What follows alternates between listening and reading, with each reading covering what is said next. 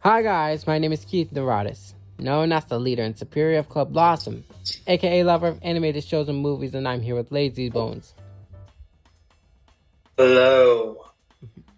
And Colby. Welcome to Good Burger. How about the Good Burger? Can I take your order? It's probably screwed that one up. Oh my god. So first things first, how are we doing this lovely Tuesday afternoon? I'm fine, yeah. Okay. I'm late. I'm alright. Just I'm feeling a bit too. lazy. Feeling a little lazy. Last week was, I feel like last week was crazy. I don't know, wait, was Comic-Con last week? Yeah, New York Comic Con. Yeah, New York Comic-Con was last week. Yeah, pretty much. Huh? Did you want to talk about any news? I think we can agree that every single one of us already saw the first 6 minutes, first of the 344-minute specials. Oh yeah, it's epic. Yeah, I'm really looking forward to Saturday. It does look good. Yeah, it looks a little kind of intriguing, but kind of I guess spooky for what will come of I guess any character arcs or relationships or whatever. Yeah, I think we could have had a lot more from that show. We could have had a lot more. In fact, we could have had a lot. We could have had like a full-length season to explore more of them in the human realm, but whatever. I think they could have combined these 3 specials into like a movie or something like that.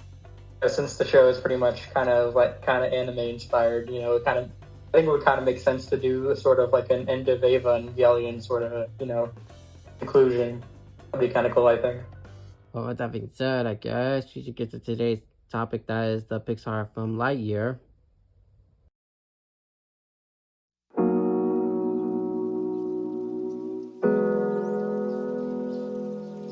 I saw it back when it was playing in theaters, though. I remember my first reaction to it back then, because I still kind of have my opinion ingrained. I was not really big into it when I saw it. I'm still not a fan of it either right now. I think that just kind of a bland step backwards for the company. I think in terms of because I think their last 3 movies that went straight to Disney Plus, Soul, Luca, Turning Red, were all really good. And Lightyear, I think, is just kind of a step backwards for them, because I think the story feels very sloppy. I think it's a good idea on paper to do a Buzz Lightyear solo movie or whatever that's kind of explores this universe, but it doesn't really do that at all, really. It's like there's nothing intriguing to be honest. Nothing intriguing me, to be honest. I know every Pixar film, the animation was slowly just gets better and better. Yeah, I'd say of course that's to be expected because it's Pixar or whatever. But I even thought the art direction was kind of weak. I mean, not it wasn't weak, but it was kind of the colors were surprisingly muted on much of the movie, which is kind of ironic because I think Buzz Lightyear is supposed to be the most colorful Pixar character. Tim Allen did a better voice with But that's not really my problem. Really, is because I don't think Tim Allen probably would have. Because I think this is definitely supposed to be a different interpretation of the character or whatever. So I was fine with different voice role change. It's just I thought the story choices were just what? They're they sound good on paper, but they're just badly executed on screen, I think. Andy saw back in '95. That's the thing, because this is supposed to be his Star Wars or whatever, for his generation. But I think the fun of Star Wars is that it kind of paid homage to those classic adventure serials Flash Gordon. That's what Buzz Lightyear kind of seemed like to me. That he was kind of a homage to those kind of cheesy sci-fi serials or whatever from ages ago. But it seemed like it was taking a more grounded approach, like Apollo 13 or something like that, a regular space adventure. But it just didn't really do anything to make this setting or his character very interesting. Right. There weren't really that many great planets or cool creatures or whatever. I mean, there was like Zurg's army or whatever. That was kind of cool, but like one of the things that kind of struck me the most about it was there were the green aliens from like the Toy Story movies. Like you would think that they would put those in there or something. Yeah. They had like a comic relief character. Jeez. I forgot about those. Yeah, like I thought those were part of the Buzz Lightyear universe, whatever, because they were in the cartoon. I think that was from the early 2000s. Like in case you didn't know, there's already like a Buzz Lightyear straight to DVD movie like that was like hand drawn, like back in like the year 2000. There's also a TV show that was short lived but aired on ABC. Yeah, called Buzz Lightyear Star I Command. thought you were talking about the show mostly because back then I liked the show. I never really thought the movie was that interesting. I always just liked the part where they had like Woody and the gang putting in the VHS tape to watch it at the beginning. I thought that was the most entertaining part always, but it wasn't awful. And like I kind of say the same thing about this movie. It's not inherently awful, and like it's if you like show this to some kids, I'm sure like they'll be fine with it. In terms of like the story though, it was just did you want to like get into the meat of it in terms of like the plot? I don't know. One of the weirdest choices is just like how it kind of establishes Buzz Lightyear as like this sort of like he basically the plot is like he like lands on this planet with all these other like space rangers or whatever, and then he's trying to get them back home on their ship or whatever. Then when he does go back, when he does go up into space, to call for help, I think is what he does. Hyperspeed or something like that. Hey, what? Like it's more of a hyperspeed. The last time I checked, doing something involved with hyperspeed. Then he comes back and he realizes that he's been 40 years or whatever, which is a cool concept, but he does the whole like hyper speed thing like several times. Like they do it through a whole montage, and like in since like his friends on this planet that they were abandoned, they were stuck in, like they didn't really seem that troubled or anything like that by the fact they were stuck on that planet for so long, because they seemed perfectly happy where they were. So like the stakes were getting lower and lower as he kept trying to go back into space, to try to save his friends and go back home. It's like it would have made more sense, I think, if like if he like went into space just one time, and then when he came back to that planet, like 40 years later, he didn't age at all. But I mean, it would have. I mean, I just think like the execution of events, like the whole like him going back into space like 10 times or whatever, just to save these people that seem perfectly happy where they are, it would make more sense. He didn't do that so many times, and that he like came back, and then he realized by leaving that he only made things worse because Zurg and his evil army or something like that took over their planet, and that all his friends are dead or something like that. I didn't really find any of the side characters interesting or kind of endearing. I mean, like none of them were inherently like awful, but like they were just kind of there. They didn't really have much of a personality. Not even like Buzz himself was that interesting, I didn't think. The story would be more interesting if they have at least a background history, but the side, like you said, the side characters was really just there. I think like one of the biggest problems is like you could honestly just change Buzz's name and change his suit and change Zurg's name, and really this would not have much to do with Buzz Lightyear at all.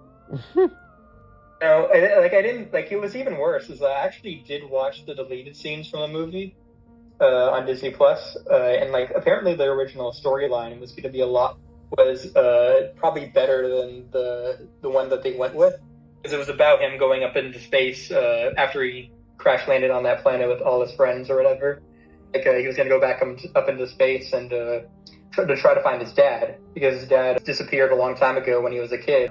That seemed like a more interesting story for him, because you kind of resonate more with his motivation to go up into space, afterwards. And because I know obviously in the story that was on screen, like he was trying to find help to get his friends off that planet, but he kept going up into space so many times. Like, his friends didn't really seem that, it didn't really seem that terrified of being stuck on there. Like, just kind of, it's like, what's the point of going through all this effort if your friends seem perfectly fine?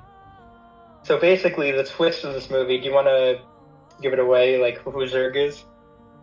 Yeah, just give it away. Yeah, so Zurg apparently is Buzz from the future.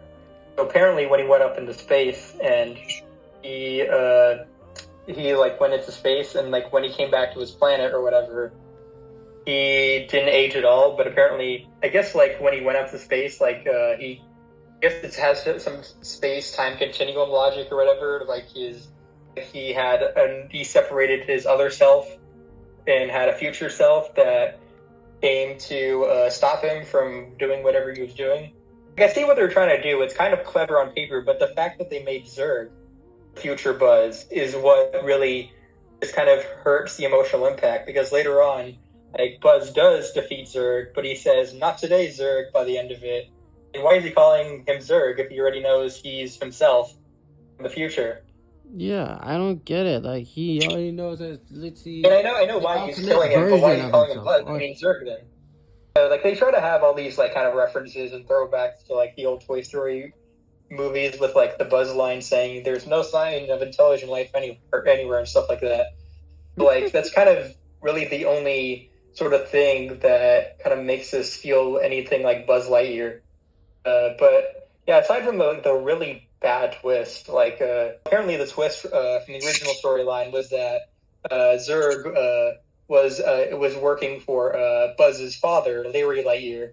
And I mean, like, it wasn't like an amazing like twist or anything like that, but it made more sense than whatever they went with.